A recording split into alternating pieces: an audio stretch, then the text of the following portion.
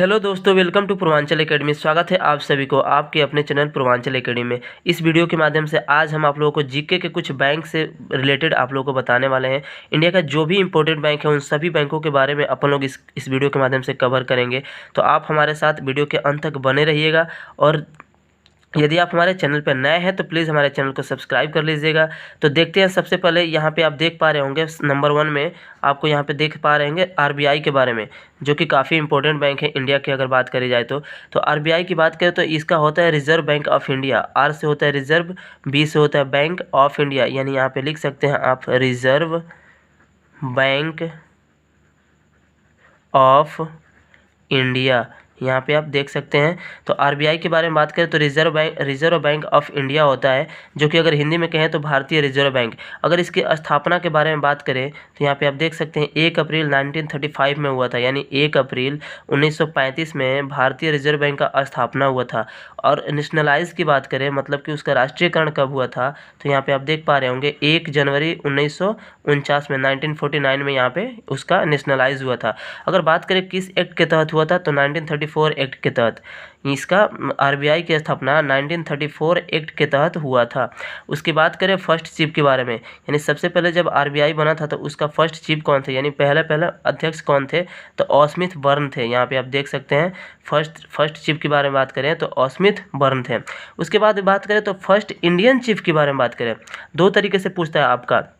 पहले तो पूछ सकता है कि फर्स्ट चीफ के बारे में, फर्स्ट चीफ पूछेगा तो ऑस्मिथ बर्न होगा, लेकिन फर्स्ट इंडियन चीफ पूछेगा तो आपका होगा सीडी देशमुख। ठीक है, अगर करंट सीडी देशमुख होगा। अगर करंट चीफ के बारे में बात करें, अभी फिलहाल में इसके अध्यक्ष कौन है, मतलब तो यहाँ पे आप देख सकते हैं शक्तिकांत दास, जो कि कितने नंबर के हैं, 25वें नंबर के यहाँ पे हैं। शक्तिकांत दास जी आरबीआई के अभी करंट में, यानी अभी वर्तमान में ये चीफ है, यानी कि अध्यक्ष हैं, जो कि 25वें नंबर पे आते हैं। अगर आरबीआई की हेडक्वार्टर के बारे में बात करें तो कहाँ पे है, आपका मुंबई में है। तो इस तरीके से आरबीआई को अपन लोगों ने कवर किया। उसी तरीके से दूसरे बैंक के बारे में आते हैं, जो कि काफ़ी इंपॉर्टेंट है। आपका एसबीआई के बारे में सुने होंगे आप लोग नाम, जो कि स्टेट बैंक ऑफ इंडिया होता है। एसबीआई की बात करें तो स्टेट बैंक ऑफ इंडिया, यानी भारतीय स्टेट बैंक जिसको बोल सकते हैं, भारतीय स्टेट बैंक। तो इस तरीके से इसका अगर फाउंडर के बारे में बात करें, स्थापना के बारे में, तो यहाँ पे देख सकते हैं 1 जुलाई 1955 या 1955 में, यानी इसका स्थापना हुआ था। एसबीआई की स्थापना की बात करें तो 1955 में हुआ था 1 जुलाई को। अगर हेड क्वार्टर की बात करें, मुख्यालय कहाँ है, तो ये भी आप देख सकते हैं मुंबई में।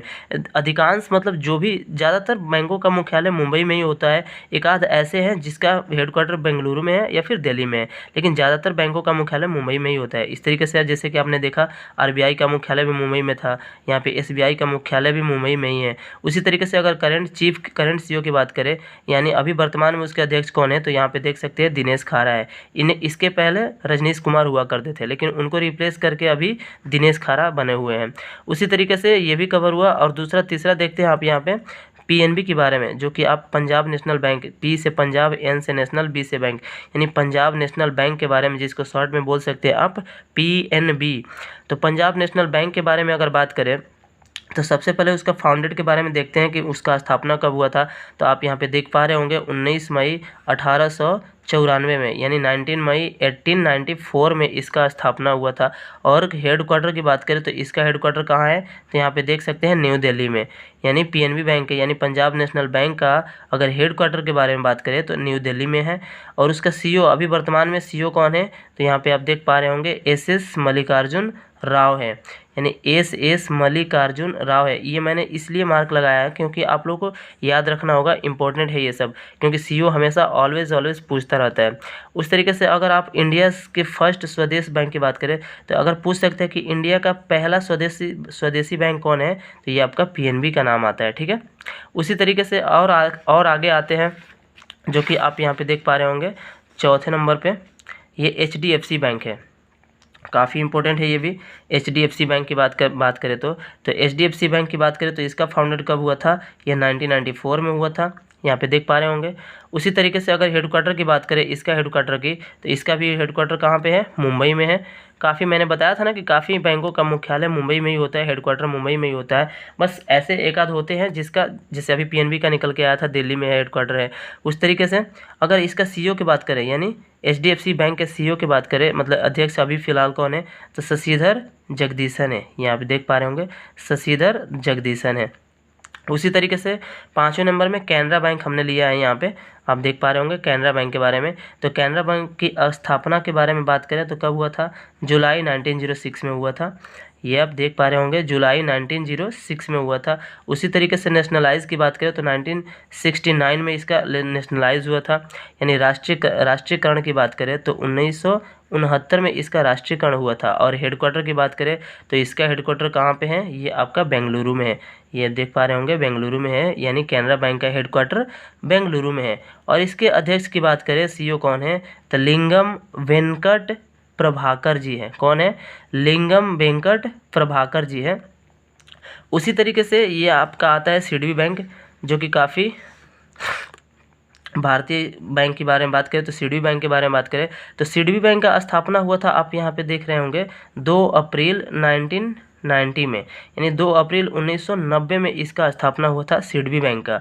और इसका हेडक्वार्टर कहाँ है, तो ये आपका लखनऊ है, लखनऊ जो कि यूपी में पड़ता है और काफ़ी इंपॉर्टेंट है ये लखनऊ। सिडबी बैंक का हेडक्वार्टर लखनऊ में ही पड़ता है।